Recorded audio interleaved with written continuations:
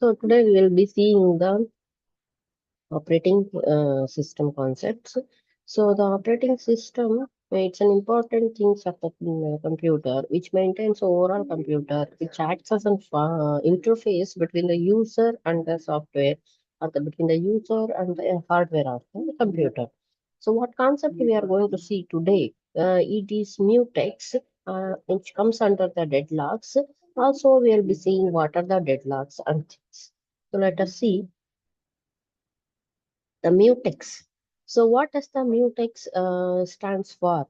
That we have to be very careful. Mutex, stands for the mutual exclusion, which represents multiple threads from accessing the same shared resource at the same time. Okay, it is what it does is doing mutex means it is avoiding the multiple threads. You know what do you mean by thread? As we know, as we are the computer science students, we know the threads are the part of the program which is in execution. Okay, threads are parts of the program which are in execution from accessing the same shared resource. Suppose it how they are telling means, suppose that there are two programs running. You are running an MS Word as well as you are running an MS Excel. In both the application, you are attempting to print the document. In both the applications, you are attempting the, that's why we are calling it as a shared resource. Okay. So that's why they are giving another example. Suppose that there are threads A and B. That's the parts of the process one and parts of the process two. Okay. They are accessing the shared counter variable. They are accessing the same variable. So then what happens means without mutual or the without mutual exclusion or the mutex, both the things read the same value, that increment and overwrite each other and lead to the incorrect value. If suppose they are leading with only one thread pointer, and ensure that thread is updated correctly. What are the other points? We have to cover the critical section, locking and unlocking. Another point is the race condition. These are the things we have to discuss. What do you mean by the critical section? Critical section is a code segment. It's a part of the code that it access or modifies the shared resource. It's like a variable or it's like a file or a database. Then we are having the locking and unlocking. Here we are the thread is using a shared resource. It locks the mutex to prevent other threads from accessing it. And similarly, we are having the race condition, which mutual is not properly enforced. So now we are having the deadlocks. What do you mean by deadlocks? As it's saying, it is closing means. Deadlock means it's closing. It's a situation where two or more processes, or we can say threads, they are blocked forever. They are waiting for each other to release the resource and perform the action. Got it, ma? There are the two threads which are blocked forever. One is waiting for the another thread to execute, and another thread is waiting for this thread to execute. Okay.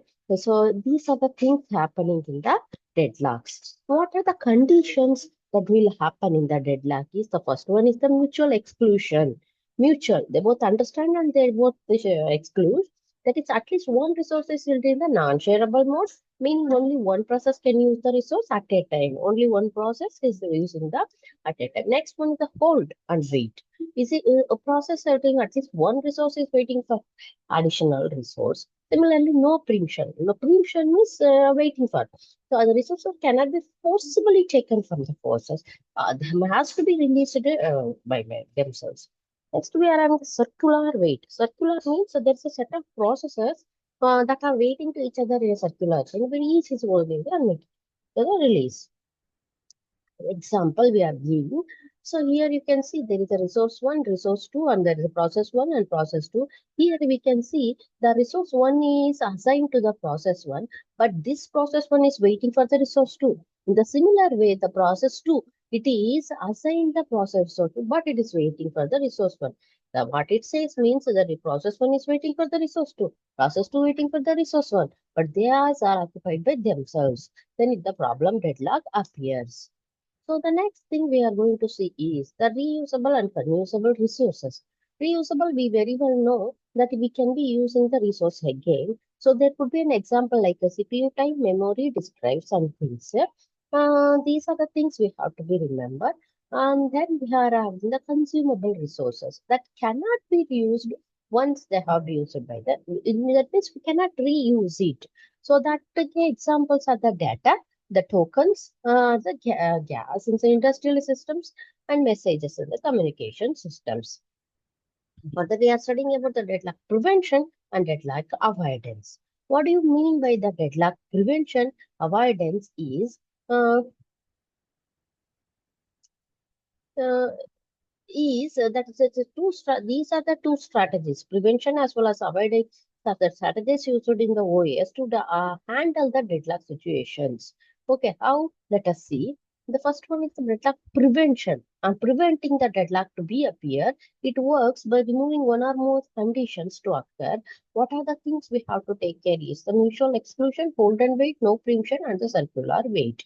Okay, so let us see what is the each one by one. Here the deadlock mutual exclusion, we can see that we have already seen the mutual exclusion. Hold and wait means the process which is requesting the has to be hold and then that has to wait for the another one.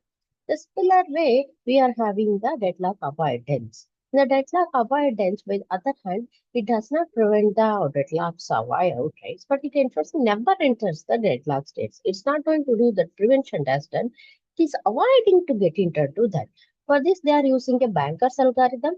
For that, they are using the two states. One is a safe state, another one is an unsafe state.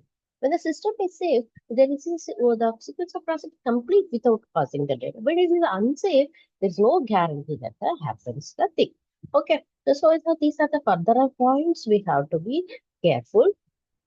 Now, new iOS effects. What does the effects means? We can see the fork has reappeared in the means whenever you appear the fork method, there is in the Python. You see, saying for example Python, it will work also in the Unix and Linux.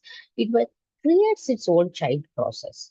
Therefore, the references where from where we have collected all these points, all these tables, if you want to study, you can go for these references. Okay.